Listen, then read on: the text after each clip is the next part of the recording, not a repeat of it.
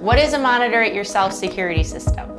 So a monitor it yourself is literally just that. One of the coolest things that's happened in our industry is apps have been introduced where you can control your security system and essentially put your keypad in your pocket. So instead of driving to the house to turn it on and off every time you need to do that, you're able to do so from your phone.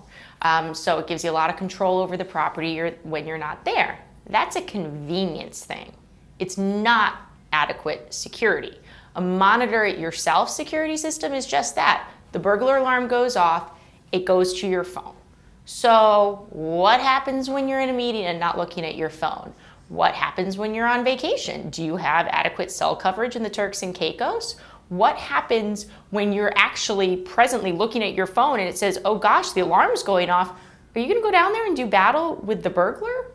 So we believe in professional monitoring all the way. If you're actually going to protect your home, it needs to be done by somebody who is sitting in a UL approved central station 24/7, 365.